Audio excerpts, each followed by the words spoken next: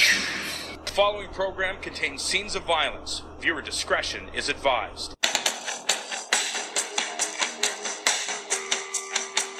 Welcome to the RWT Podcast. Good morning, RWT fans. I am Emir Black Bane Costello, and I am back, baby. So happy to be here on this beautiful Sunday morning, ready to discuss wrestling with all my fellow fans out there. And it feels good to be back, you know. I don't know how many of you guys know the story, but I used to be a part of a different wrestling page for just this is like just a short time. And I made a podcast for that page. I was only 2 shows in when I realized that creatively it just wasn't going to work out. Not that they were trying to tell me how to do the podcast or anything, but their actual page, though it had many, many thousands of members, it actually wasn't very fun, and their admins weren't very fun.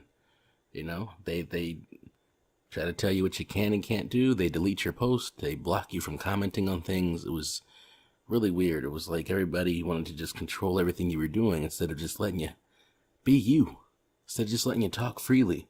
Instead of just letting fans talk wrestling. So I decided to create my own page. Raw Wrestling Talk, okay? And this doesn't refer to Monday Night Raw. Let's get this straight. What this means is raw and uncut. Because on the other page, they had all these rules about what kind of language you can use and what you can and can't say. And God forbid you say the wrong thing, because they're just going to hit the delete button on you. We don't do that over here, okay? I understand something.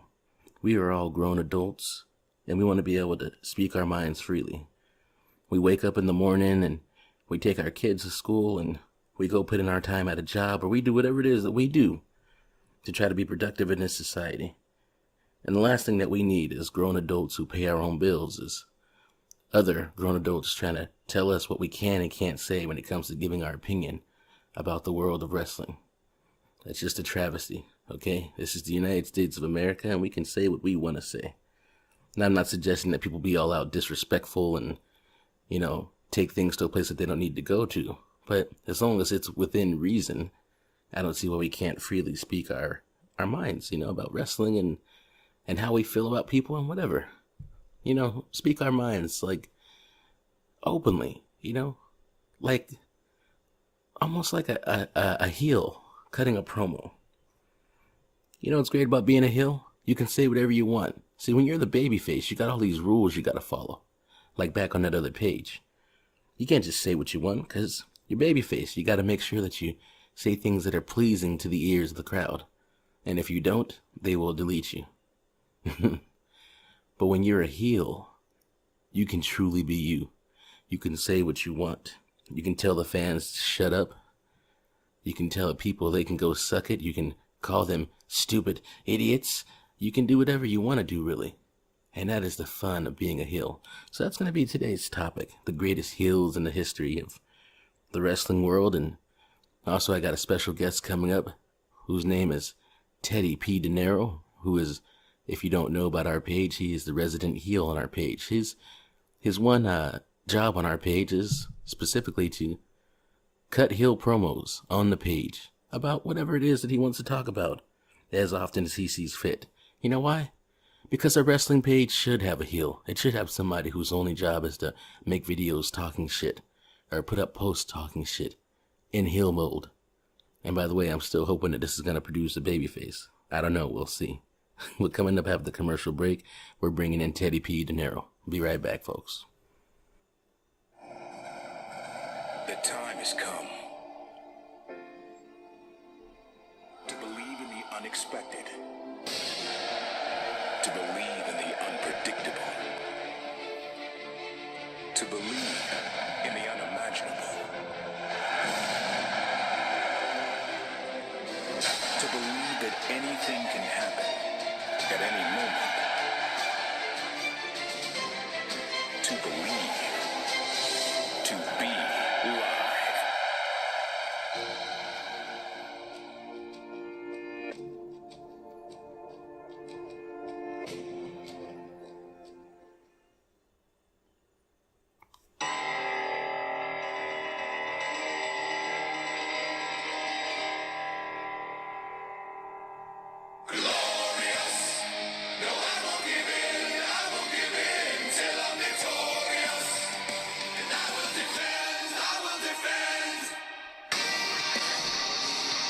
Welcome back to the show, RWT, Raw Wrestling Talk. God, I love that theme. That's a theme that belongs to a great heel who's doing great things in NXT, Bobby Roode. And it's just one of those songs that's, if you're a fan of the babyface wrestler, when you hear a song like that, it just pisses you off because it's so pompous. You know, somebody, the heel, the guy who thinks he's just the best thing that's ever happened to the face of the planet. He's glorious, right? So if you hate bad guys, that's just going to get under your skin. And that's why I love it so much, because it serves its purpose. I think it's great, obviously. But, yeah, welcome back, man. As promised, I got my guest here, Tedd P Dinero, the resident heel of the RWT page. So, Teddy, let's go ahead and say good morning to the RWT fans, man. Good morning. Good morning. I know I definitely got you up early. I promised you we'd start at 6:30 this morning, but I swear to God, this is what happened. There's a giant water bug in my house, and my kids legit couldn't sleep last night because every time they would see it, they would come get me. And by the time water bug was terrorizing the family. I'm telling you, man. And by the time I would get over there, they had lost sight of it. So I'm thinking it's just a water bug. It's not really a big deal. But I wake up this morning and go in the kitchen, and there it is. And a water bug just looks like a giant cockroach. You know what I mean? Emphasis on giant, and those motherfuckers move fast. So I got the broom. I tried to hit it with the broom, and I don't know if he just thought that was a back massage or what. But he took off. And I thought to myself, you know what? It's not a big deal. I'll see him again. And I did see him again. Every time I started trying to get the introduction for the show recorded, that thing kept popping up right by me. And I kept trying to hit it, but it's just too damn strong. I can't seem to kill it. See, I ain't never really had nothing like that happen to me, where an insect was, a bug was like more. Sorry, it's the morning time. First of all, hold on. Oh, wake the fuck up. Tedd P Dinero, you were in the house. You are the resident. Hold on, wait. Till you get a load of me. T3DD with the P Dinero. That's what they call me. You know, as I queued up the introduction, I was kind of bringing everybody up to speed on what it's like to be a part of, you know, that other wrestling page and constantly being antagonized and having your stuff pulled down. You were a part of that page as well, right? You talking about fuck the words? What I'm trying to say is, yeah. Let's talk. Yeah, you talking about fuck the words? Let's talk about it. FTW. Let's talk about it. What was your experience on that other wrestling page? To be completely honest with you, I mean, this is like 100% opinion right here. What wrestling page? Right. See, I don't know if you fail to understand, but I'm a part of RWT.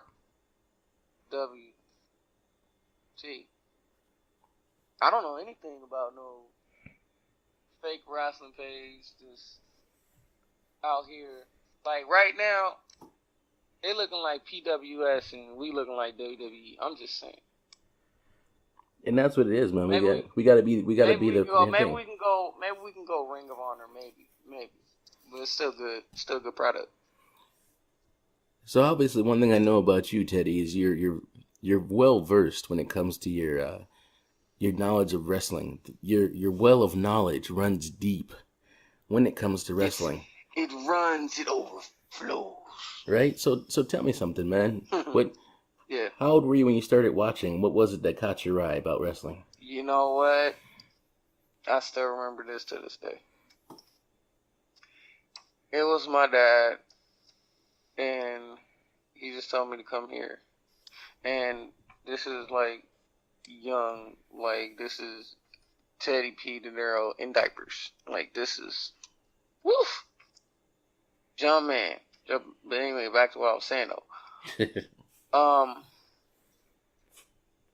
It was a match. I can't remember the heel, but I remember the face, and the face was Bret Hart. So Bret the Hitman Hart, that's who inspired you to watch wrestling. Oh yeah, I used to use the sharpshooter. At 3 years old, I knew how to excellently execute it. See what I did there? I see. I see that. That was perfect. Way to drop that line. But seeing as how I'm a real American, I would say that what really got me watching wrestling, man, because I'm a little bit older than you, just a little bit. Initially, is Hulk Hogan. So that was pretty cool. But I'm just saying, what was you gonna do when the pythons? See, I'm scared of snakes. That's why I really wasn't a big Hollywood or Hogan fan. As he had the pythons. what about the pythons? Well, the arms, his arms. You feel me? Like I didn't. I wish he hadn't called them pythons. Maybe he could have called them vines or whips. We could do better with whips. I know you done felt some whippings with the whip. So Talking about whipping Nene. No, it was Auntie Nene whipping us. Auntie Nene, she had the 24-inch pythons as well. Yeah, she was whipping them. By the way, who was measuring those arms? By the way, I felt like every couple of weeks they were just adding on inches to Hulk Hogan's arms. I don't even understand. No, see what happened. See, back then they didn't have the growth hormone test that they have now, and they just probably shot a whole bunch of shit in his arms and made him big. You feel me? Yeah. That's usually what happened. I mean, I don't know if you remember this, but this is like back in the WCW days. Do you remember Scott Steiner? Big Papa Pump. Yeah, man. Half of the Steiner brothers. Did he not gain like 20 pounds of muscle mass in a month's time? It was, yeah, his muscles had muscles. It was weird. Like, it was so fucking weird. But speaking of Scott Steiner, and I'm glad you brought him up, because one thing that he always did, for the majority of his career, I would say, he played a heel, man. And that's why we're here today, is to talk about the greatest heels. And so you said you started watching wrestling because of Bret Hart, who obviously was one of the greatest baby faces that ever lived. But I gotta understand, at what point in your life did you decide that the heels were better than the baby faces?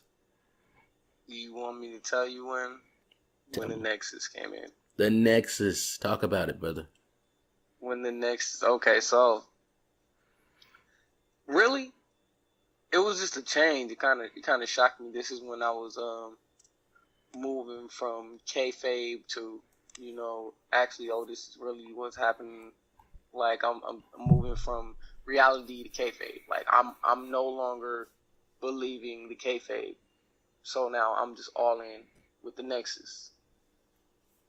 And it was something different, but it was something like a rejuvenation, because we seen a lot of people do the band together and beat everybody up thing. We seen it, but nobody did it like the Nexus.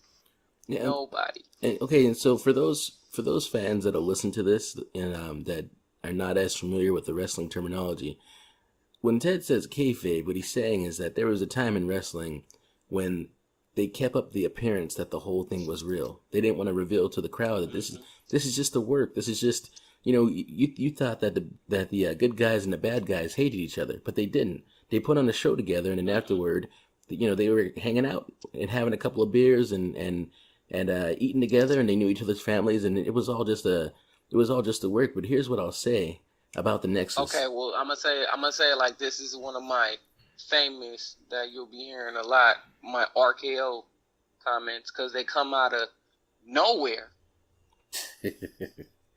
Hashtag out of nowhere. Hashtag out of nowhere. And this is one of those comments right here. Did you hear about Simon Gotch and Sin Cara? You know what I did hear? I heard they got into a fight backstage. They got into a fight backstage. Now, I have to bring this up. This is very random. That's why it's an RKO comment. Out of nowhere, by the way. Out of nowhere. You gotta remember that. Out of nowhere hashtag. Yeah.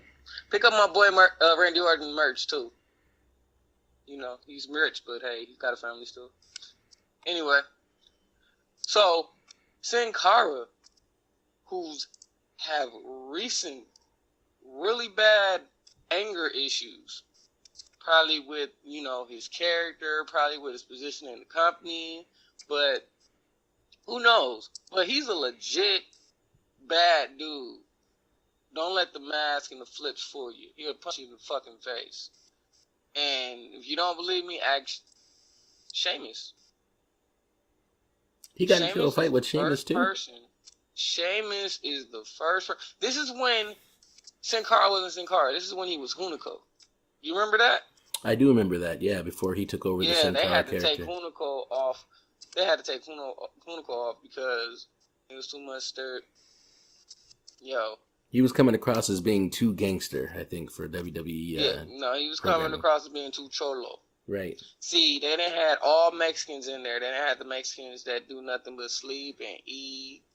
They had the Mexicans that lie, cheat, and steal. They didn't have a Mexican like Hunico, and they just bring, people liked Hunico, but people didn't like Hunico. And the fact that he was a heel, and he was a heel, and he was acting like that, they automatically thought that it was some kind of person in the character that was being racist. So then, as soon as Sin Cara left, they slapped Hunico on with the mask again. The thing about the Sin Cara character is, obviously, the character has a history of, I don't want to call it bad luck or whatever, but there's a history of Sin Cara, botching his entrance, botching several moves. I mean, you can just find botch Cara. Botch Cara. Yeah, you can look up on YouTube. Botch Cara. I don't know if anybody remember that. We be on YouTube, and it's the thing called Botchamania, and they got this thing that they made from Sin Cara, and they call it Botch Cara. Because of the fact that he botches more than anybody else. And so what's funny, so he got into this fight backstage with Simon Gotch, and the way I heard the story, I heard that he really meant to be mad about it, but he botched his anger and ended up with a smile on his face.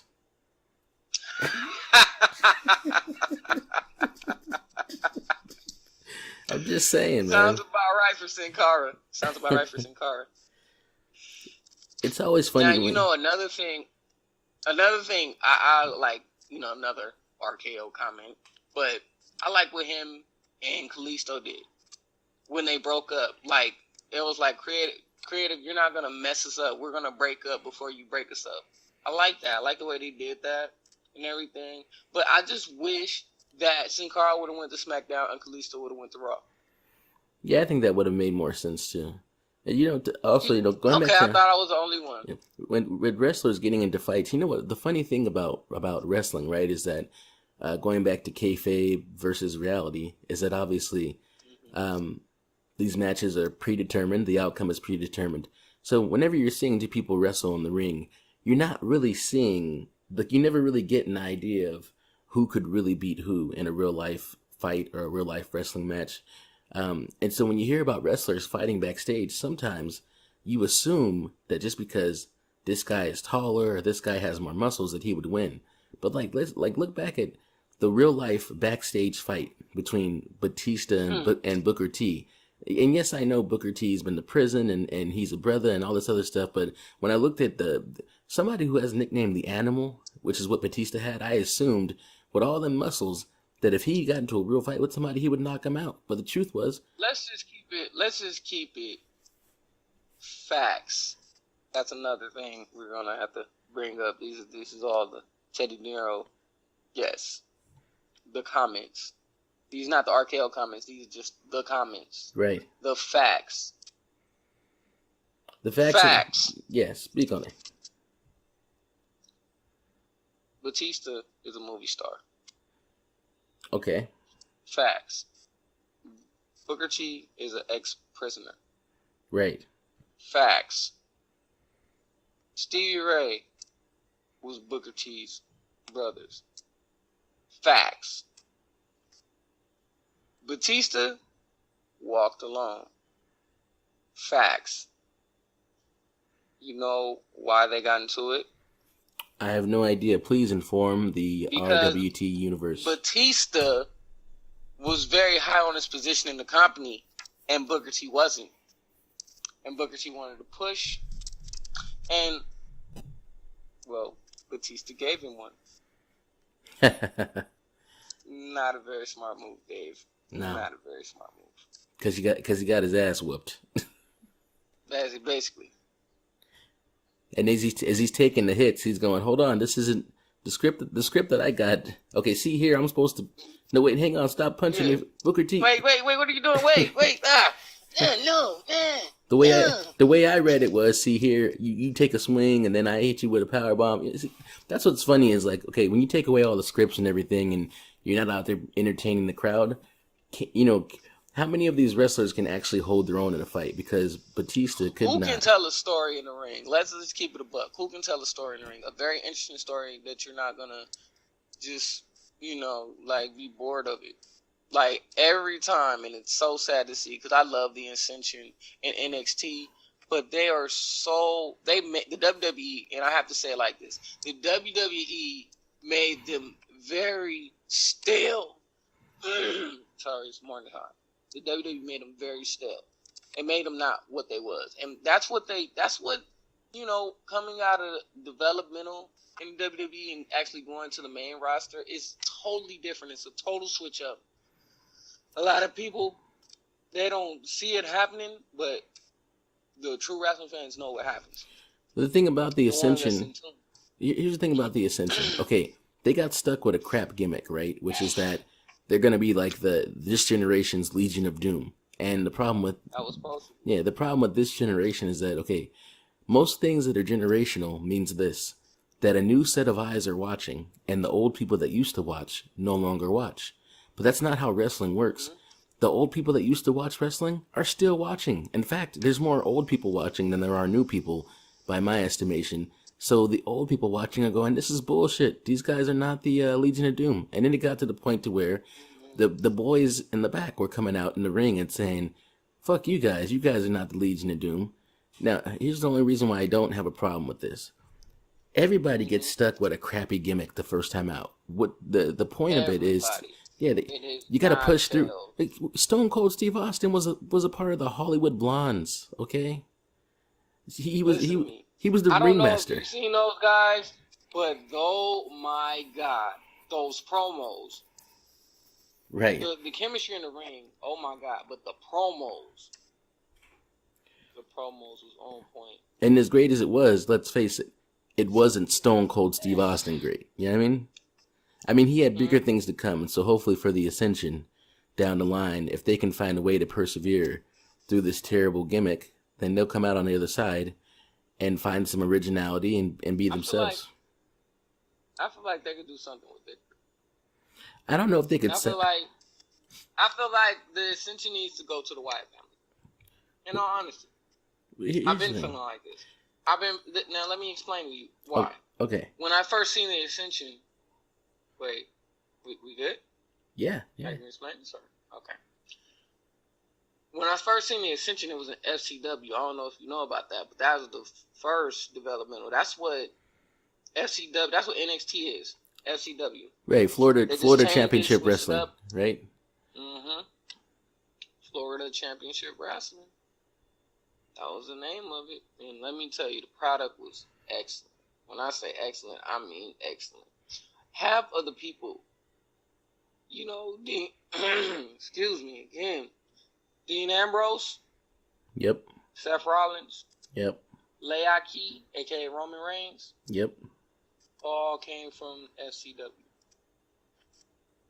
They put on great matches. And when I say great matches, I mean great matches. It was nothing you could do to stop them. Now, let me get to the Ascension. The Ascension first started off with Connor. His name was Connor O'Brien. I think it was Connor O'Brien. I'm pretty sure. And somebody named Kenneth Cameron, who you can now watch on TNA as Bram. They started off and they were Undertaker's kids. I tell you, you can go back and you can look up FCW old Ascension promo. They should have kept that gimmick. So these guys were originally they were billed as the kids of the Undertaker.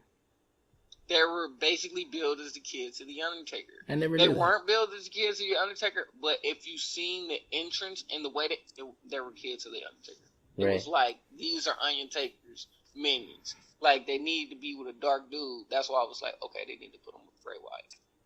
Like, I know Bray Wyatt got his Wyatt family and everything like that, but then they put in Braun Strowman, so I'm like, bro, you can put in the Ascension.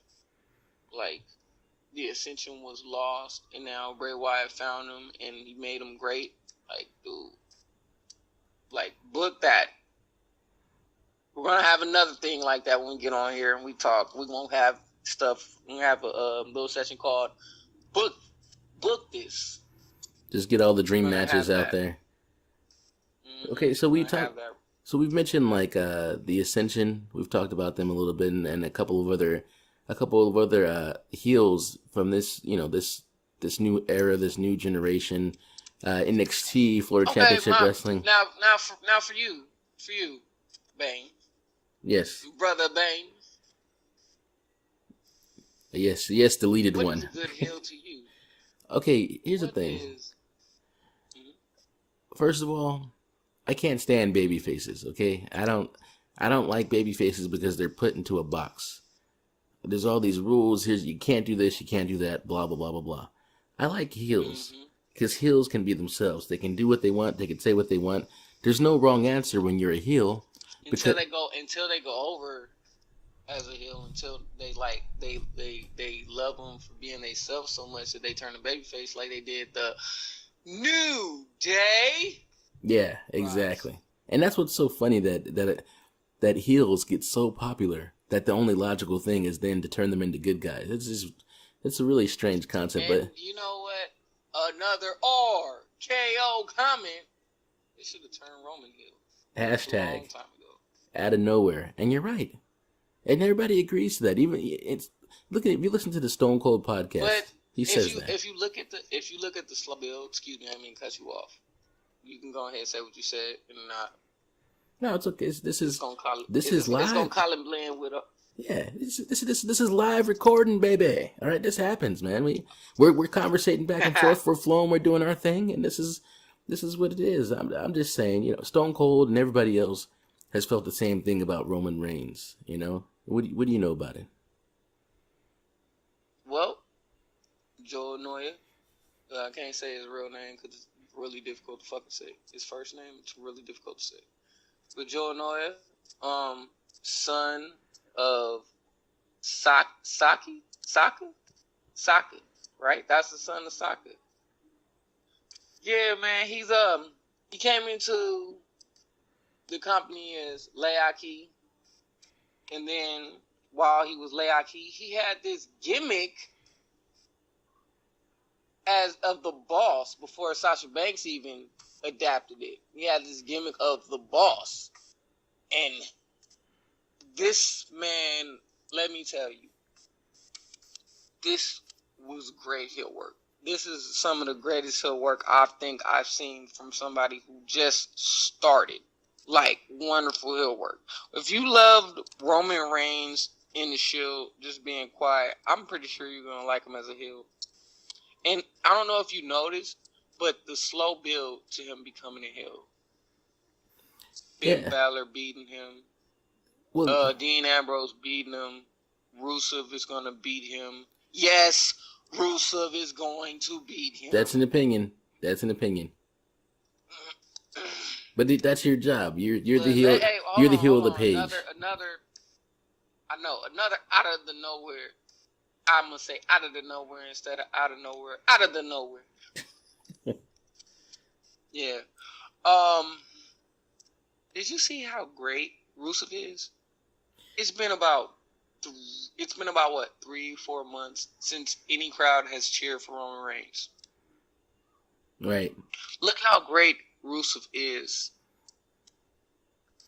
Hands down, one of the best heels of all time.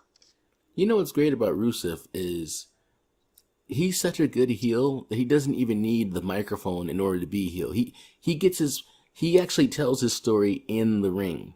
You know what I mean? He doesn't need to get on the phone. He doesn't need to get on the microphone and say terrible things about people. If you notice, whenever he does pick up the microphone, He doesn't even talk about his opponent. All he does is talk about himself the whole time. Talk about the people. He did that. Talk about the people or himself. Yeah, that's what pisses everybody off. And then he gets in there, and the reason why he's the best heel that there is because he tells you, oh, and by the way, just on the tail end of his promo, oh, by the way, I'm going to crush this motherfucker, whoever it is they send out. And they send out people that you look at these. Matter. Like the first time they sent Mark Henry out, I was like, oh man, for sure, Mark Henry, the strongest man in the world. He's about to tear Rusev up. When I first seen him versus Rusev, I was like, oh yeah, it's over. Rusev was about to lose, and then he hit that kick. He hit that like monster, that. Gave him the monster heel run. That jumping super kick that he does when he laid Mark Henry out, and he put the accolade on him. I was like, how do you think you sell that? My God, Rusev. There's no type of way you could possibly. He has no chill, right? I feel like it's more than what we see when it comes to these sales of this kick. Like, if that man kick you in real life, you're dead. And you see how he altered the accolade on smaller guys to where he pulls back even further. It's like he's disconnecting their spine from their fucking rectum. That is a great way. Like, when I seen that, I was like, oh yes. You know what? You know what makes it great is who was the last wrestler that had a really great submission as a finisher? Honestly. Yeah, man. A great submission? A great submission. A great submission? Did it have to be a great wrestler or just a great submission? Well, they kind of go hand in hand because what I'm talking about when this guy gets the submission locked in, you believe that it's probably going to end the match. You believe that in all likelihood, there's whoever is being put into the submission is not going to be able to escape it. Okay, well, I have 3. You ready? I'm ready for it. The Lion Tamer. How you doing? Chris Jericho. Not the Walls of Jericho. Yeah, how you doing? Thank you. The Lion Tamer. That's right. And it was called the Lion Tamer back in his WCW days when he was the Lion Heart Chris Jericho. The Lion Heart Chris Jericho. I'm sorry, but I like Heel Jericho better than Lion Heart Chris Jericho. Like, he was just his music. His music, it was like sparks flying. It was like a really bad version of Bret Hart and Shawn Michaels' music put together, smashed into one before I'm a Sexy Boy came out. Yeah, when I used to see him in WCW and he had the blonde hair and he would come out with the pursed lips and everything like that. You see, back at that time, that's when Triple H was right in the middle of his D-Generation X run with Shawn Michaels, and he also had the blonde hair, and he had a similar physique to Jericho. Now, because they weren't on the same show, I didn't learn till later on how much taller Triple H was than Jericho. But like, if you just watched Warzone back then, and then you would watch Nitro, you would think to yourself, oh, Chris Jericho and Triple H, they look pretty similar. Similar. Somebody who brung in, I gotta bring this up. I'm not gonna bring it up right now, but I gotta bring up, and I'm just gonna say glorious. I caught that. Yes. Bobby Roode. Yes, we're gonna get into that. We're not gonna talk about that right now because we're talking about Chris Jericho, which like I said on the page, is the GOAT, greatest of all time. Hey, what has this man not done? Hey, you better watch it.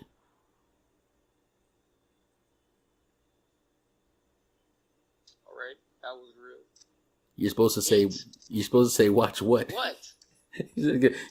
Watch what? Jericho waits like 83 seconds and he's like, it. That is good heel work. Like, he could have. It's wonderful heel work. And then the fact that he will not let anybody merchandise, stupid idiot. I love it. Yeah, it is. Oh my God, I love it. But I feel like once he leaves the WWE, Pro Tees is gonna hit him up like, we making these shirts. He gonna have everything. He's gotta put it on the game, right? All right. Who's stupid?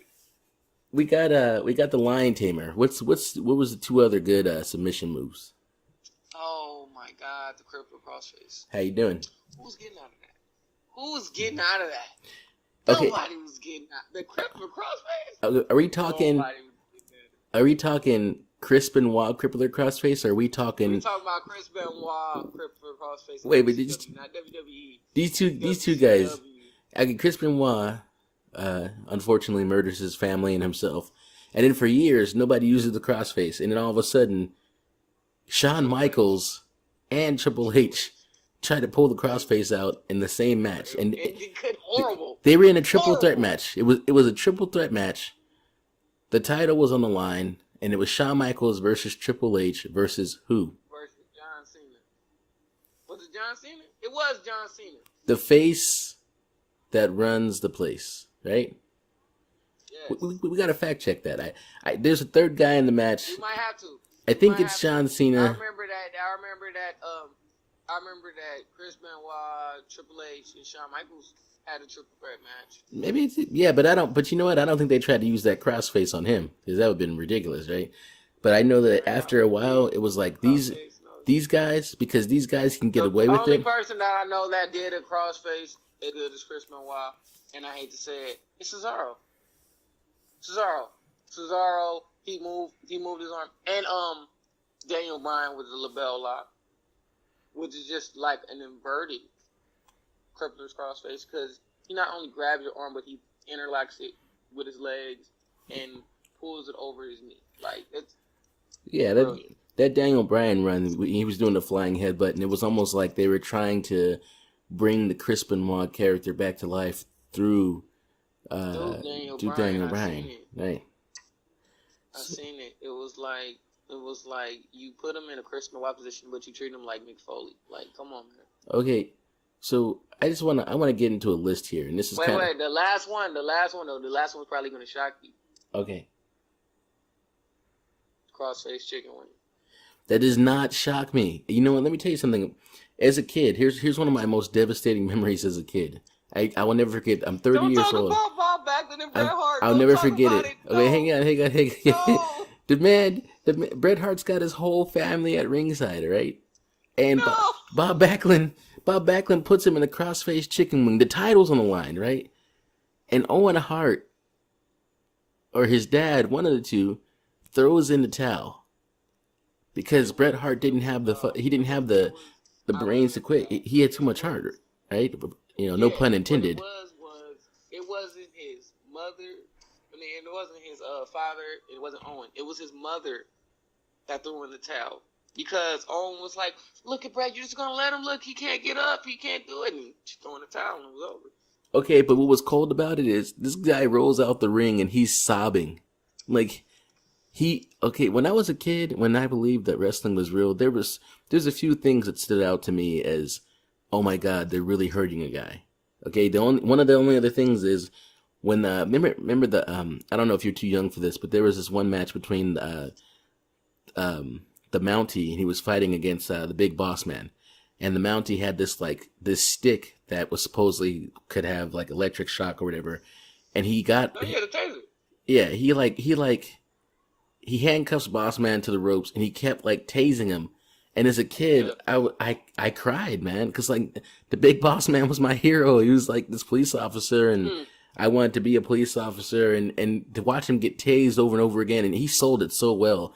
And as a kid, my heart just broke. I was like, oh, they're hurting him. Like, somebody, what the fuck? Somebody go down and help this motherfucker. Like, it was terrible. So I don't know if you remember the Ministry of Darkness. Oh my God, yes. What a beautiful storyline. 10-star storyline. Oh my God. That storyline was great. And then the factions to go along with it, that just came with it, like D-Generation X and the New Nation.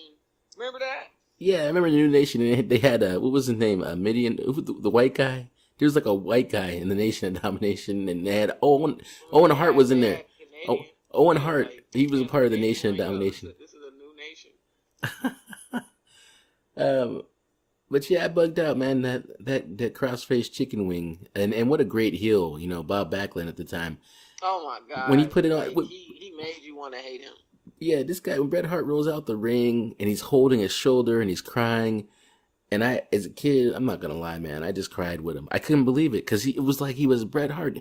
He was, as you said, the excellence of execution. Best there is, the best there was, the best there ever will be. How you doing? Amro better believe it. Right. So it's like, I was like, oh my God, he made my favorite wrestler cry. This is ridiculous.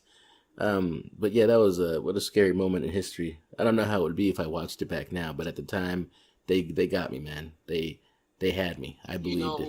You know who scared me, as I was saying, the Ministry of Darkness. But I don't know if you remember. Oh my God, it was in WCW. Oh my God, it was just on the tip of my tongue. Oh, the Dungeon of Doom. I think that's what it's called. I cannot remember that old WCW gimmick. They had it right before the NWO. I wasn't, here's the thing about WCW. Okay, when I was a kid, I could not watch WCW. Similar to the way that I don't really watch TNA now because I don't know how to explain it. Okay, I'll watch Ring of Honor, I watch Lucha Underground, I watch all kind of other independent wrestling, but I won't watch TNA. And because I feel like anything that's trying too hard to be WWE, it's just garbage to me. I watch those other shows because they try to be them. They don't try to be WWE. They get it, But like when I look at Impact Wrestling, I feel like they have when you look at Impact and everything, not to cut you off. When you look at Impact and it's on Pop TV, like they gotta have ratings. And the best thing going today in wrestling, it's not the New Day, it's not the Club, it's not the Elite. Yeah, I'm touching levels right here. Okay. It's not the Bullet Club. It's not. What is it? It's not. It's Broken Matt Hardy. Broken Matt Hardy, who first of all is right now proving himself to be one of the greatest heels of all time. Of all time. Did you see when he ate the fan? This guy said he said his he was holding him. Right. Like he was holding him like, oh, you're my best friend, and then he snap-married him over and bit the dude, ate him. He's telling people that his soul was created back in the 1800s, and it's now in the 7 deities. Yeah, the 7 deities have blessed him with all kinds of amazing powers and abilities, and oh my God, this is some the most. This is very good. Very, very good storyline material. I appreciate you putting up that podcast from Talk is Jericho with the Broken One on there. I listened to it on my drive home from Burbank the other day, and he did the entire podcast in character. In character. Oh, that was the greatest thing ever. That was even better than Bray Wyatt in character. Have you heard Bray Wyatt in character?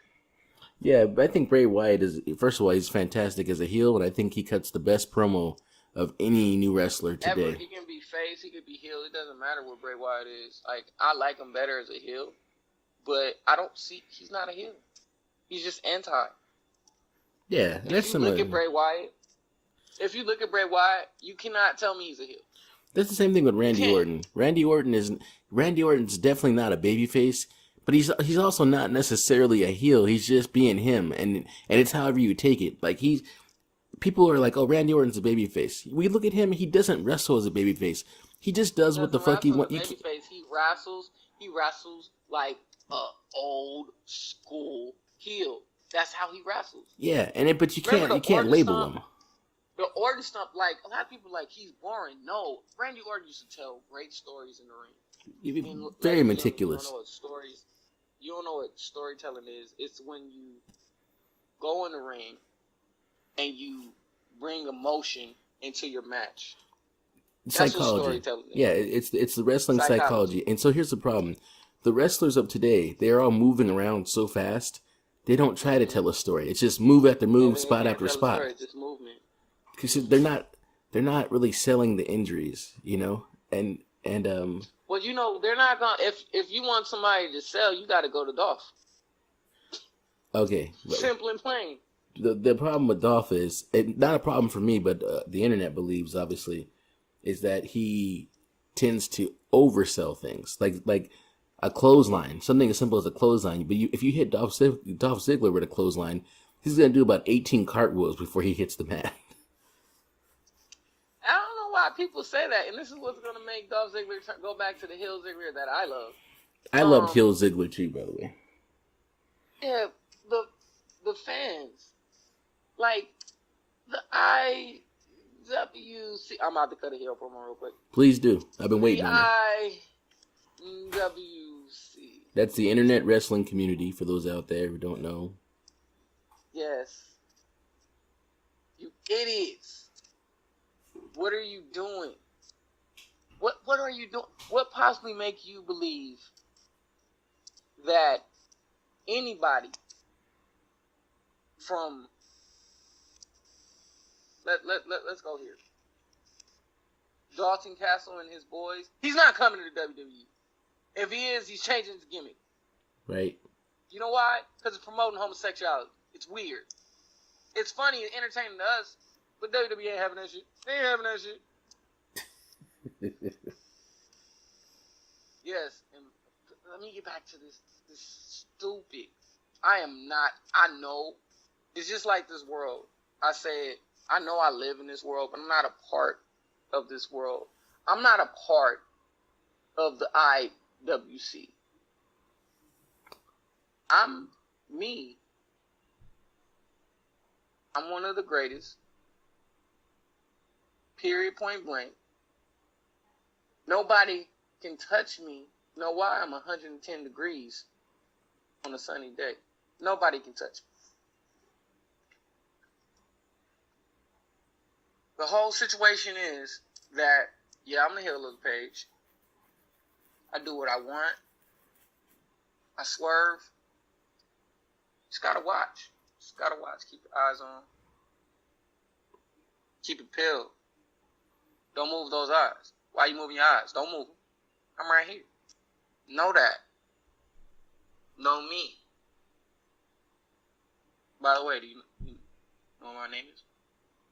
Do you know what my name is? What is your name? Dinero! Because your gimmick is money.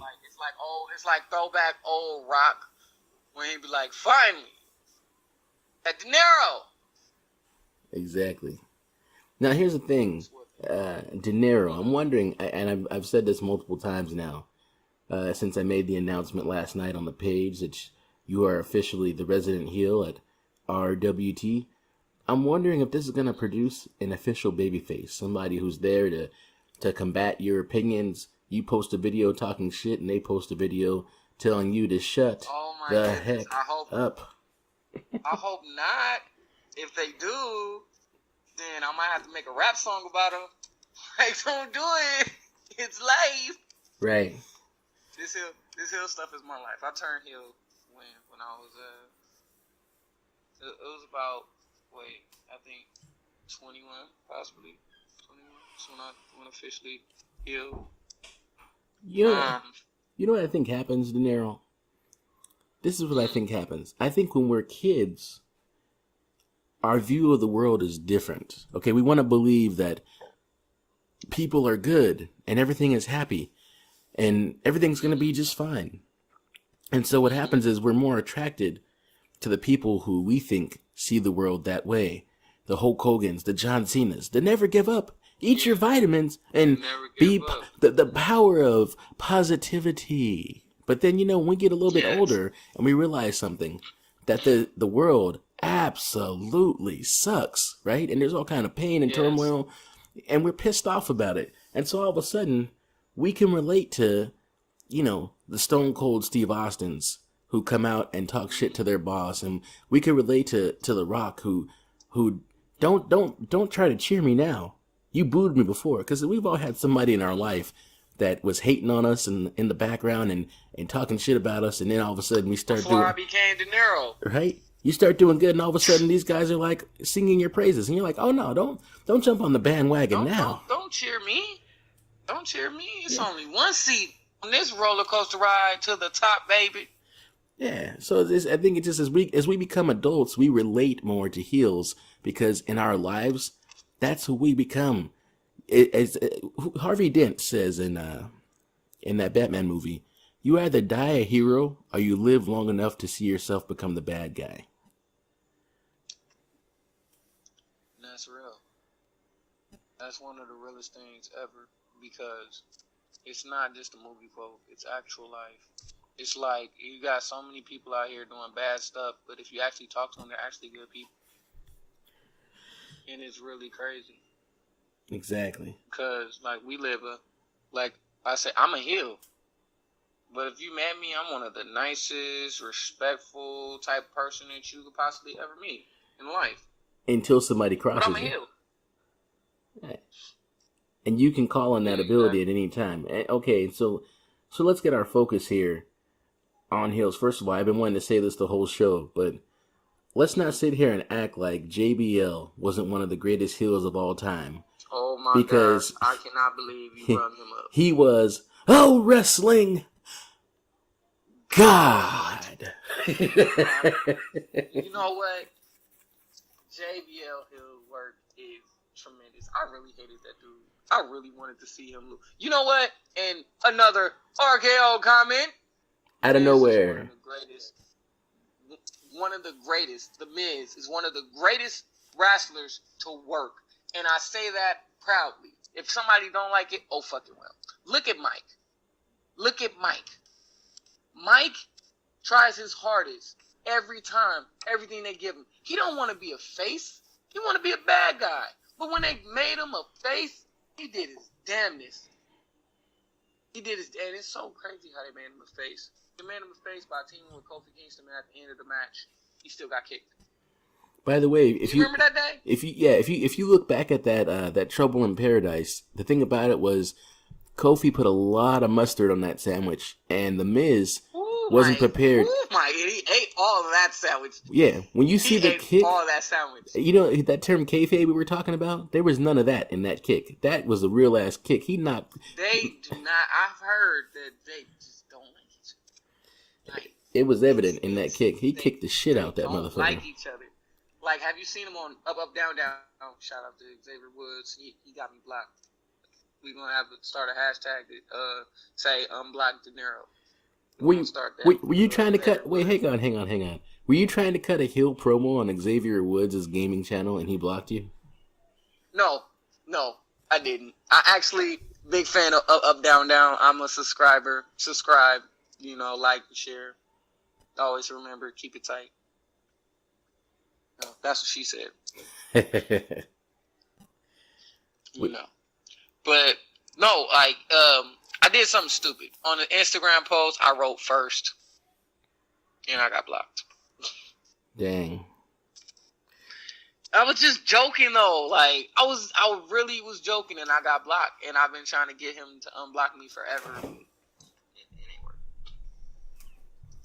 It's not working. Xavier Woods is one of my favorite wrestlers. When he was Austin Creed, like, I followed him during his run in TNA.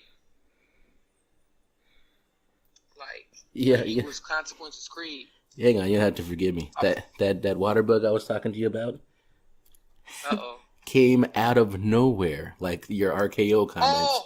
And it crawled underneath the microphone stand. So all that wrestling you just heard, there is a gigantic water bug underneath my microphone stand. And I'm a 30-year-old man, and I now have my feet up on the couch because I'm terrified by this heel that is the water bug that is trying to stop me from doing this show. Oh my gosh. I tried to hit him with the broom, but the problem was it was my left hand. I got no power in my left hand. Oh man. I can't call I'm not Matt Hardy, so I ain't got control of random things that other people wouldn't have control of because they feel he was born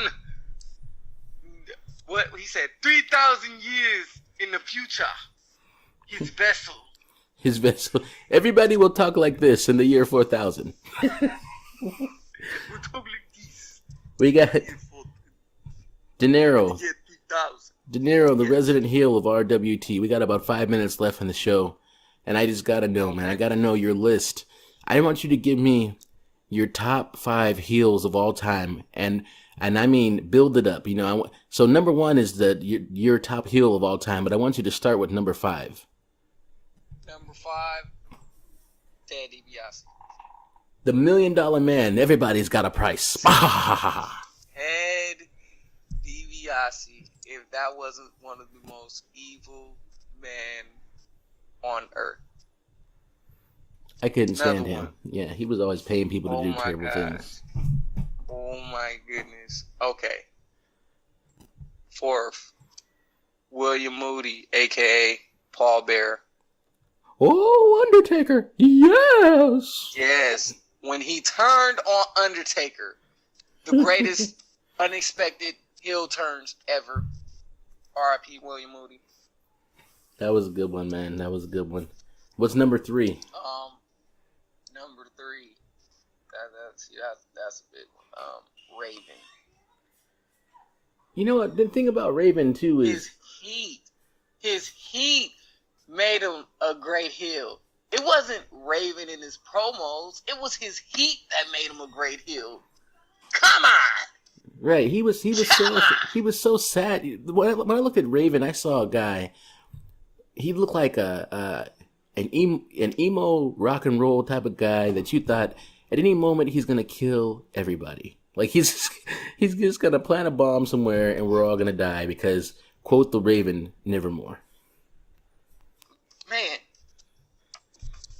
that dude was great. My second one.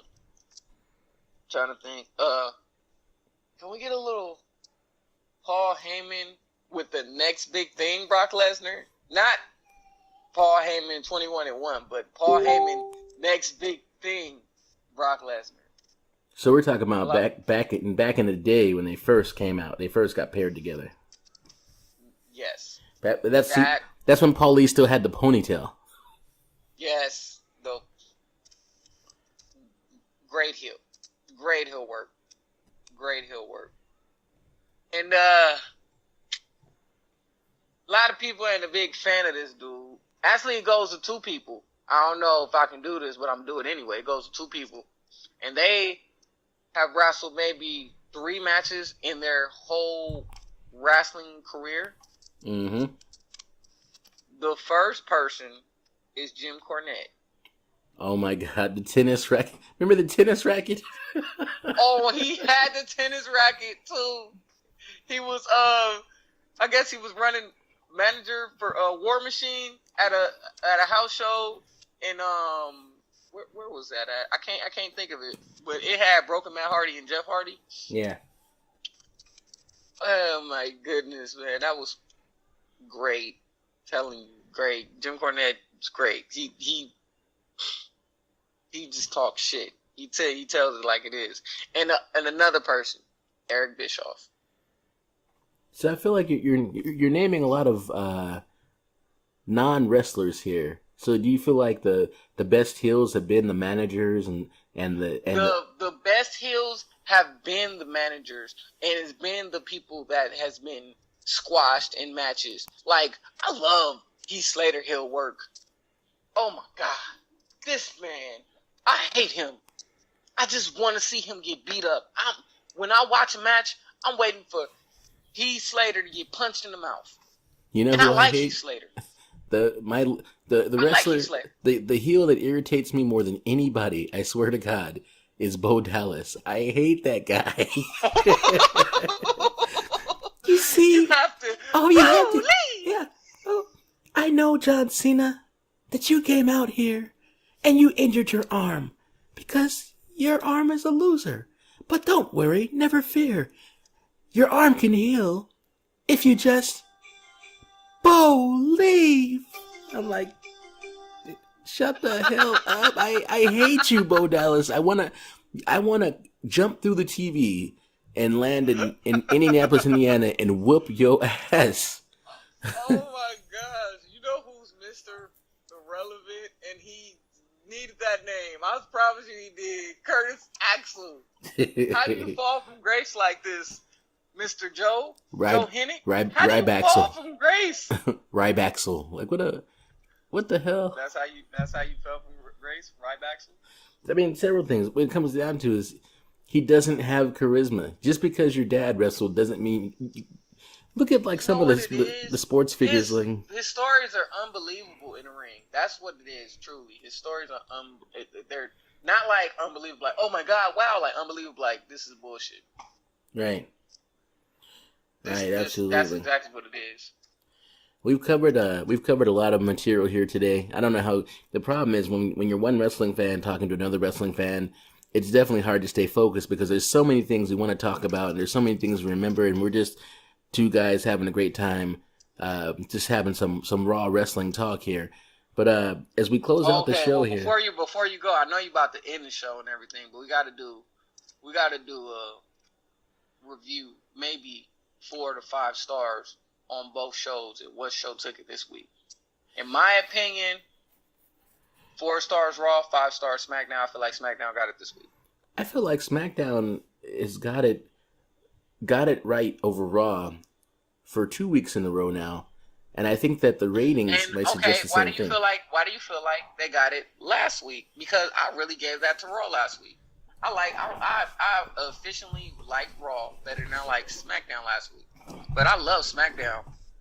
Like, it's blue brand for me because my favorite wrestlers were the SmackDown, so I got to stick with, what I know. Because the thing about Raw was that they didn't really make first of all, they have 3 hours, so they could make a lot better use of their time. But also, Stephanie McMahon, see, if you think about the new era, right, and all the change that was happening, all that change was coming from Shane, not from Stephanie. She never was trying to make things different. She hated the change. She wanted to keep things the same. And once she got the show back to herself, she did just that. She just kept doing the same thing she was doing, really. But SmackDown, because it has Shane McMahon, is keeping with the storyline of everything's got to be new and fresh. And so, if nothing else, when you're watching SmackDown and you see a vignette for Shelton Benjamin,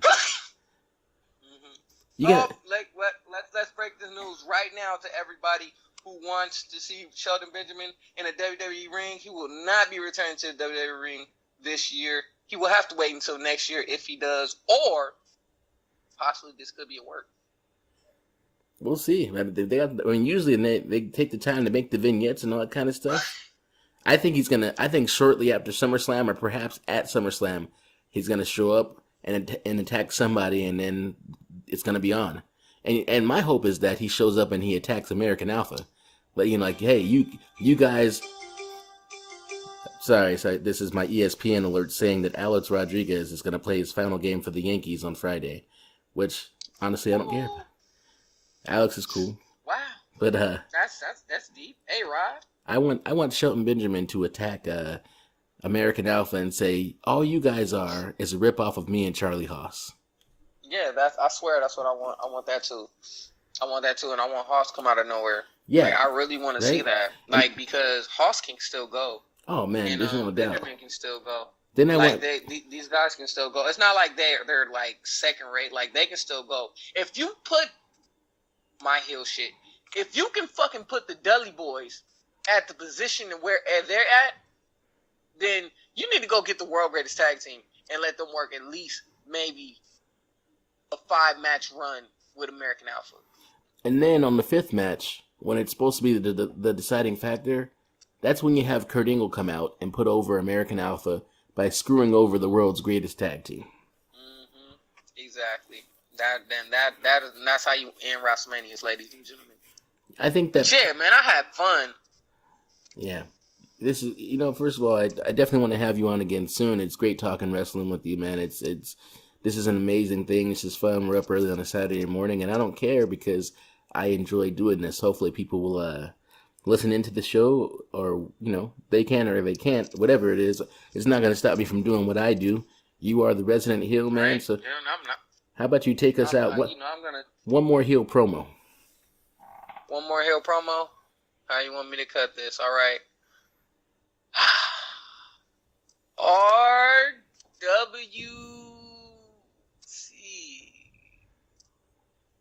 It's me. Yes, indeed. Dinero, what they call me.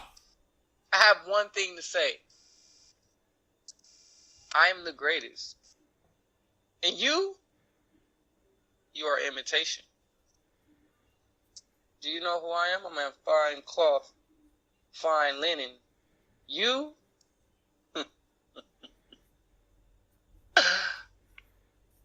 You're nothing but skid row pieces. One of the greatest things unseen and possibly unheard. You don't have to believe me. The truth is in my words. And once again, RWT.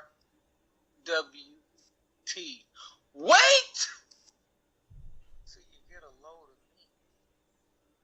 T3 double D with the P. Dinero! There it is, ladies and gentlemen. Teddy P Dinero cutting another fabulous Hill promo for you. I want to thank you again for being on the show, brother. We look forward to having you on again soon. It's no problem, man. I can't wait to be on again, talk wrestling. This is beautiful. We gotta get like a 3-person in here, 3rd person. Yeah, we're have definitely. Our little. We'll make it happen. A little trio of. Yeah, there's a lot we could do with it. Also, look out on the page, guys, for Dinero to cut his first heel promo on video. He's actual video promo. As often as he sees fit. And if you got a problem with it, if you think that you are the face to his promo, then say something. Do something about it. Say something. I want you to say something. This is what you've been waiting for. This is Enzo Amore versus Xavier Woods. Like this is you. Do you not understand? You not understand? When I look in the mirror, I see greatness. And what do you see? Nothing. Because that's exactly what you are to me. Exactly. Well, we're gonna go ahead and I'm gonna say thank you, man, and I'll talk to you soon. All right, brother. All right, bro. Have a blessed one. Take care. All right. And there you have it, folks. That was Teddy P Dinero, the resident heel of RWT. Hope you enjoyed the show. Definitely apologize for all the audio glitches and all the bumps and microphone booms that you were hearing. Unfortunately, I was being chased by a water bug throughout this entire episode, which is hilarious. Now the show is over, I'm going to attempt to move the microphone stand and hopefully kill this motherfucker. But it was a great show. Look forward to seeing some videos come out from Dinero on the page. Tune in next week. All right, we're going to have another great guest by the name of Brian Green, okay? And this guy is one of the biggest wrestling fans that I've ever had the pleasure of speaking with. And we're going to talk about the Cruiserweight Classic next week, okay? Brian Green is responsible on the page for writing reviews on the Cruiserweight Classic as well as NXT. So we're just going to talk about those things and get his expert opinion on what's going on in the Cruiserweights and what's going to happen in the Raw Cruiserweight division. And also find out some personal things about him, like what made him become a wrestling fan and where he thinks the world of wrestling is heading, all right? So definitely appreciate you guys tuning in, all right? I guess I'm going to get on down the road and enjoy this Sunday, man. Yeah. We'll see you next week. RWT Podcast. I'm out, man.